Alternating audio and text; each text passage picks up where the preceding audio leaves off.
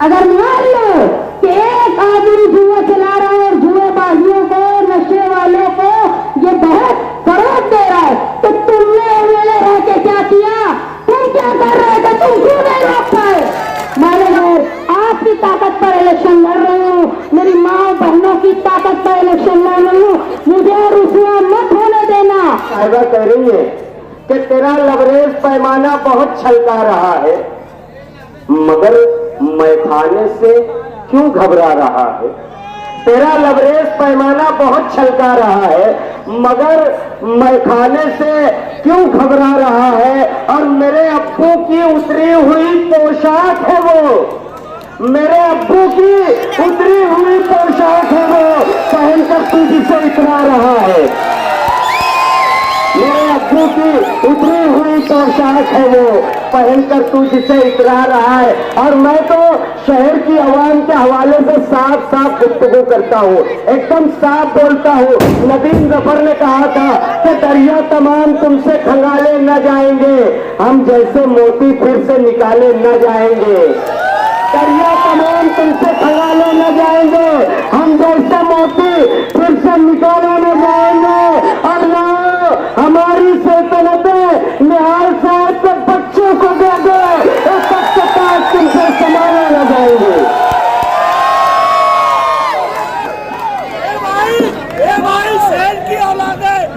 साथियों, आज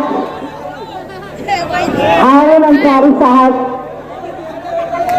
शब्बीर शेख साहब, आयशा हकीम साहबा और अब्बास अली काजी, साथी निहाल अहमद, उनकी तस्वीर के साथ इस इलेक्शनी जलसे का आगाज हुआ।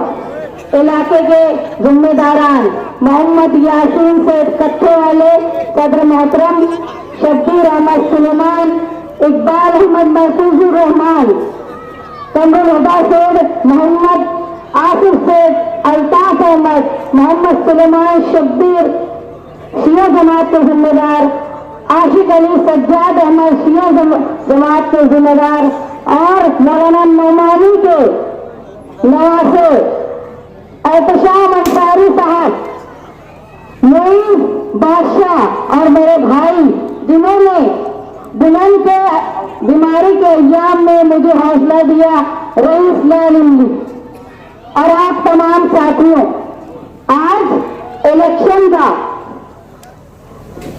जैसे कब इब्तिदा हो रही है, आप तमाम साथी, मैं अपने बातें रखने आपके पास आई हूँ, इस जगह से जहाँ की बातें पूरा शहर सुनता है।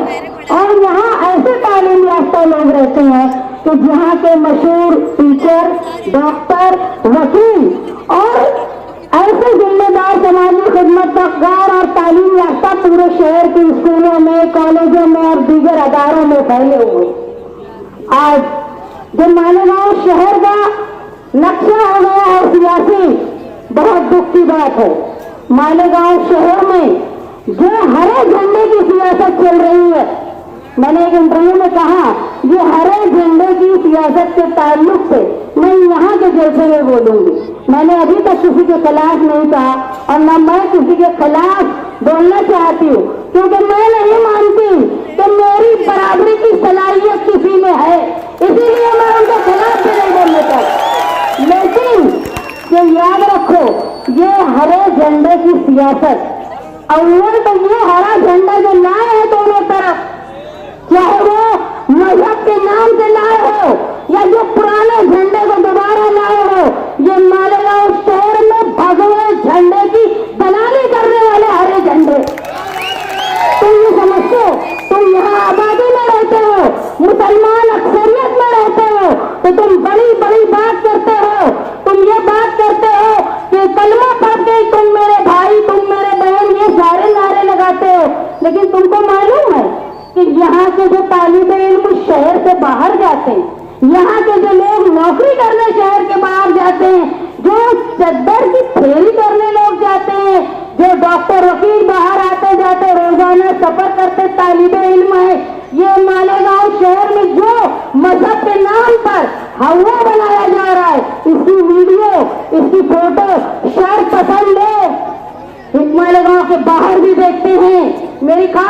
ये यूट्यूब चैनल वालों और मीडिया वालों से दरख्वास्त है, ऐसी फिरका परस्त वीडियो जिसमें हम बहुत ज्यादा शिद्दत पसंद दिख रहे हैं, इसको मत दिखाओ, अल्लाह के वास्ते मत दिखाओ, वरना मालेगांव नाम सुन के तुम्हारे साथ ट्रेन में, बस में खराब सलूक होगा।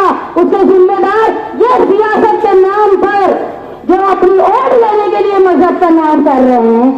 जब फलस्तीन का झंडा ईदगाह पे लहराया गया, जो बोलते हैं तेरा मेरा रिश्ता क्या, ला इलाहा इल्लल्लाह, उन्होंने ही कहा कि मेरा इस फलस्तीन के झंडे लहराने वाले से कोई रिश्ता नहीं। उनसे पूछो कि उस वक्त कहाँ थी हमारी, जबकि फलस्तीन का झंडा दिखाना गैर दस्तूरी बात नहीं थी। हिंदुस्तान का बीजेपी आने के बाद भी हमारे सिफारती ताल्लुक आज भी फलस्तीन के साथ है, लेकिन उस वक्त तुमने लाइमी बता दी।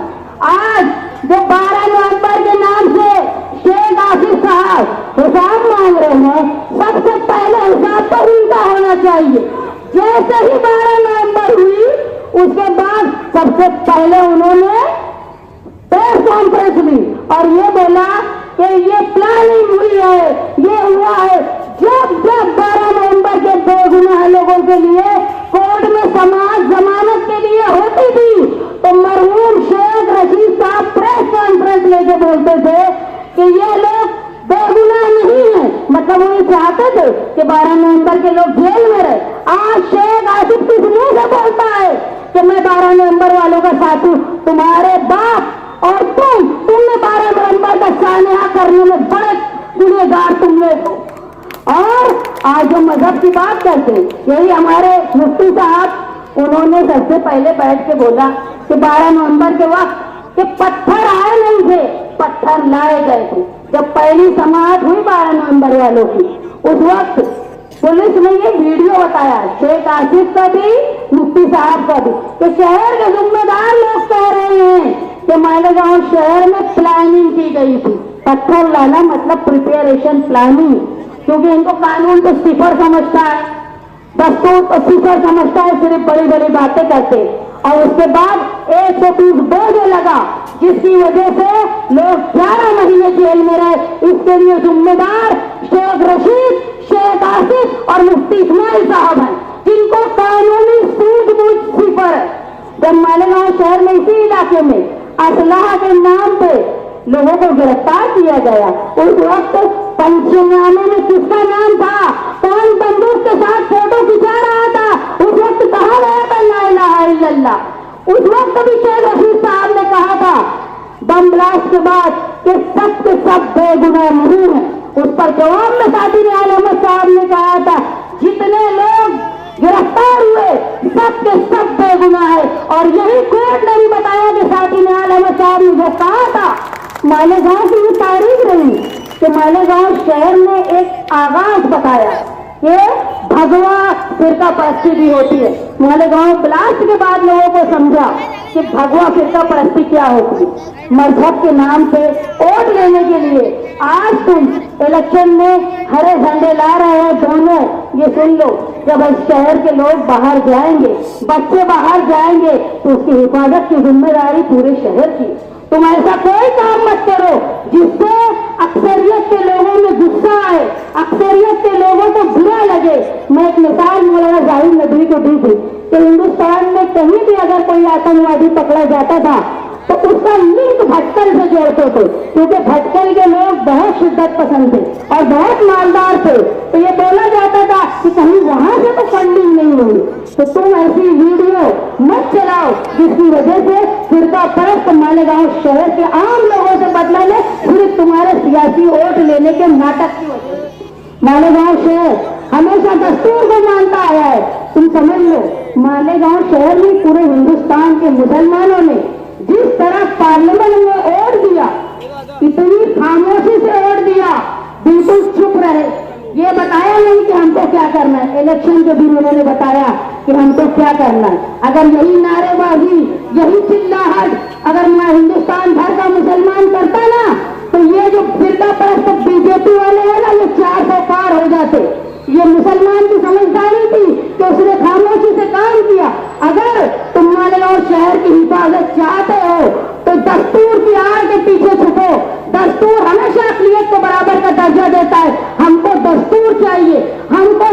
के नाम पर नहीं, हमको दस्तूर के नाम पर हिंदुस्तान में रहना है। क्यों? क्योंकि हम सब एक हैं। अगर तुम मेजोरिटी से, बड़ी अक्सरियत से लड़ाई करोगे ना, तो तुम बहुत छोटे हो, तादाद में कम हो, माली तौर पर कमजोर हो, पुलिस तुम्हारे खिलाफ आएगी, हुकूमत तुम्हारे खिलाफ आएगी। इसलिए हमारे लिए सबसे बड़ी ढाल है हमारा दस्तूर। दस्तूर की बात करो। मालेगांव शहर में अल्लाह के वास्ते मजहब की सियासत मत करो। मालेगांव शहर के लोग, नौजवान जब इस शहर से दूर जाएं और वापस आए तो बाहिफाजत आए, ये पूरे सारे लीडरान की जिम्मेदारी है। ये इलेक्शनी मुहिम में मैं अपने नजरियात, मेरी सोच रखने के लिए करी हूँ। ये इलेक्शन अच्छाई और बुराई की बुनियाद पे हो रहा। अगर कोई जुआ चलाता है, अगर मान लो कि एक आदमी जुआ चला रहा है और जुएबाजियों को, नशे वालों को ये बहुत फरोग दे रहा है, तो तुमने एमएलए रह के क्या किया? तुम क्या कर रहे थे? तुम क्यों नहीं रोक पाए? मालेगांव शहर में नशे का इतना ज्यादा बड़ा जाल फैल गया है, तो ये क्या कर रहे थे? ये क्यों नहीं रोक पाए? दोनों बराबर के गुनहगार हैं। एक ने किया और एक ने रोक नहीं पाया।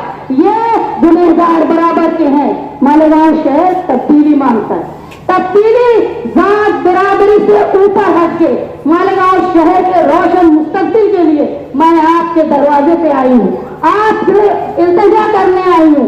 मेरे साथ शेख आसिफ जैसे 7 भाई, 70 भतीजे बंदूक और गोली चलाने वाले नहीं है। मैं सिर्फ कानून जानती हूँ, मेरे साथ तुम हो। इस शहर की माँ है, इस शहर की बहनें हैं, इस शहर के समाजवादी सोच वाले निहाली लोग हैं।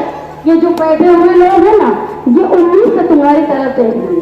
शहर में तब्दीली चाहिए, शहर में हमारी पावर लूम सनत को फरोग चाहिए। एक बात समझ लो, पावर लूम सनत के लिए जब कमेटी बनी ना, तो तुम्हारे एमएलए को कहीं रखा नहीं गया, क्योंकि उनको इल्म ही नहीं था इस सनत के ताल्लुक से। उसमें कौन किसके बोलने पे बनी वो कमेटी? रईस शेख के बोलने पे। और रईस शेख तुम्हारे साथ है, अबू आसिम आसमी साहब है। और जब अखिलेश यादव मालेगांव आए थे ना, तो मैंने जो लीडर आता है उसके सामने चमचागिरी की लोग तकरीर करते हैं।